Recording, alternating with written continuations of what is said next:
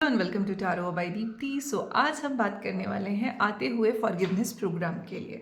So guys, जैसे कि आप जानते हैं कि 7 मार्च से हम एक फॉरगिवनेस प्रोग्राम स्टार्ट कर रहे हैं। उसका नॉमिनल कंट्रीब्यूशन रखा हुआ है एंड आपको उसका पार्ट क्यों बनना चाहिए। सो फॉरगिवनेस करने से हमें क्या बेनिफिट्स हैं।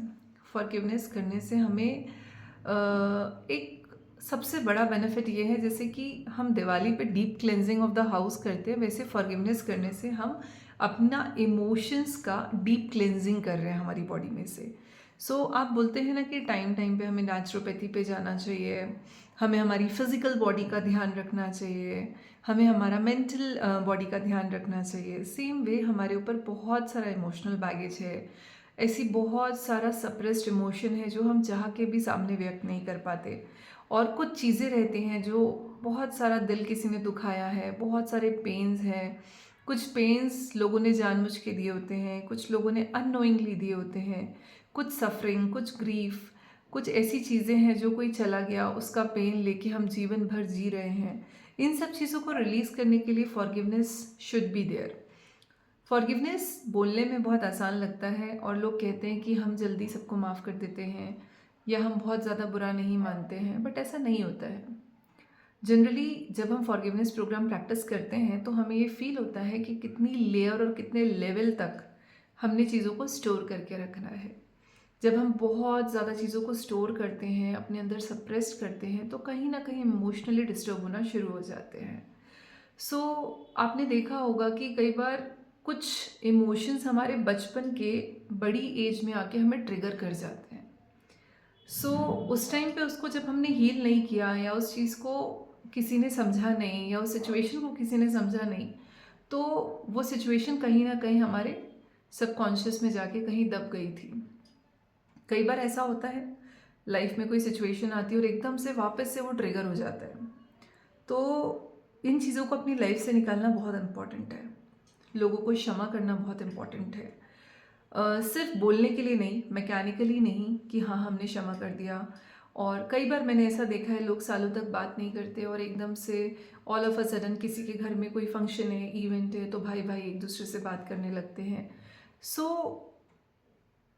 इस ड्यूरेशन में क्या होता है, हम सामने तो बहुत अच्छे से बात करें, पर क्या हम इनर सेल्फ से वापस वो कनेक्टिविटी ला पा रहे हैं? क्या हम उन चीज़ों को वापस उस लेवल पे कनेक्ट कर पा रहे हैं? उसके लिए फॉरगिवनेस बहुत इम्पॉर्टेंट है। और सबसे बड़ी चीज़ जो फॉरगिवनेस में है वो है करेज। सबसे पहले आपको ये एक्सेप्ट करना पड़ता है कि हाँ, मैं उस व्यक्ति को माफ़ करना चाहता हूँ। बिकॉज कब तक मैं किसी को इतना स्पेस दूँ जिससे कि कहीं ना कहीं मेरा एक पार्ट उसमें ही अटक के रह जाता है, उसी के साथ मैं जुड़ा रह जाता हूँ।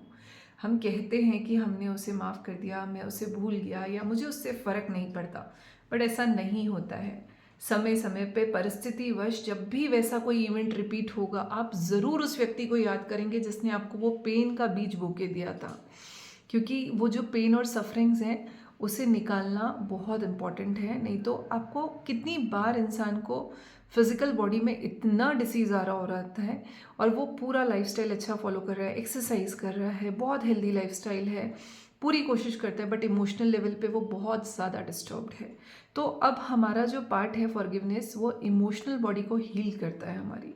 हमें ये पता होना चाहिए कि किसी भी चीज़ को हमें लाइफ से कैसे निकालना है। उस प्रोसेस को एक्सपीरियंस करने के लिए हमें इस प्रोग्राम का पार्ट बनना चाहिए, जिसमें कि हम डिफरेंट लेवल और लेयर्स पे काम करने वाले। Initially we will start with self forgiveness and forgiveness for the closed one. फिर आगे जाके एक सीरीज स्टार्ट की जाएगी जिसमें हम इनर चाइल्ड हीलिंग करेंगे। उसके साथ फिर हम कई बार अपने लिए अपने फ्रेंड्स के साथ करेंगे, और कई बार हमारा वर्क स्पेस एनवायरनमेंट हमें सूट नहीं कर रहा होता है, तो आगे जाके हमारी एक सीरीज आएगी जो आपको हेल्प करेगी। But to understand the concept we have to be part of it. जब तक हम चीज़ों को एक्सपीरियंस नहीं करेंगे, अनुभव नहीं करेंगे, तो उसका बेनिफिट कैसे ले पाएंगे। So it is very important right now to understand that कि किस लेवल पे काम करना शुरू करना है। जब तक आप सिचुएशन के साथ अवेयर नहीं होंगे, तब तक आप सिचुएशन से बाहर निकल ही नहीं सकते। लाइफ में पैटर्न्स क्यों रिपीट हो रहे हैं? बिकॉज हम उस पर काम नहीं कर रहे हैं। लाइफ में सेम सेम लोग आके वैसे ही टकराते हैं, वही सब लेसन्स दे रहे हैं, बट हम सीख नहीं रहे हैं। सो ये बहुत सारी चीज़ें हैं जो हम धीरे धीरे काम करेंगे, बट सबसे पहले होता है अपनी बॉडी में से, अपनी इमोशनल बॉडी में से इन सब सफरिंग्स को बाहर निकालना, जो भी हमने पेन को अपने अंदर रखा है। जब तक हम इसे प्रैक्टिस नहीं करेंगे तब तक हम आगे नहीं बढ़ सकते। So guys, let's see and let's catch up on 7th of March.